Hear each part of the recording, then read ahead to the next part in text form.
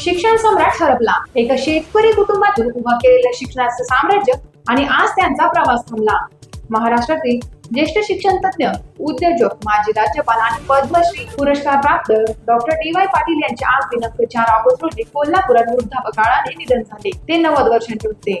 22 October 1935 रोजी कोल्हापूर जिल्ह्यातील अंबाप या छोट्याशा गावात जन्मलेल्या पाटील यांचा प्रवास एक सामान्य शेतकरी कुटुंबापासून सुरू झाला आणि शिक्षण सम्राट या बिरुदापर्यंत पोहोचला.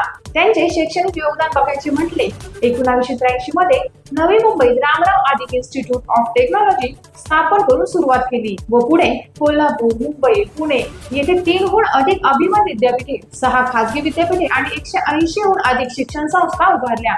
अभियांत्रिकी, वैद्यकीय, फार्मसी, व्यवस्थापन, आर्किटेक्चर आणि कृषी अशा विविध क्षेत्रात त्यांनी मजबूत शैक्षणिक जाळे निर्माण केले. आता पाहूया त्यांचा राजकीय कारकीर्द. आता त्यांच्या राजकीय कारकिर्दीचा आढावा घेऊया.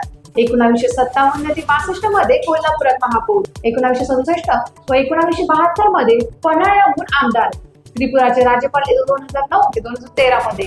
यासोबतच 2013 व 2014 मध्ये बिहारचे राज्यपाल म्हणून त्यांनी काम केलं.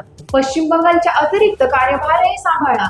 भारत सरकारने त्यांना पद्मश्री पुरस्काराने सन्मानित केलं. त्यांच्या निधनाने शिक्षण, आरोग्य, क्रीडा आणि राजकीय क्षेत्रात शोककळा पसरली आहे. अशा दृष्टीने त्याला टाइम्स ऑफ महाराष्ट्र परिवाराकडून भावपूर्ण श्रद्धांजली.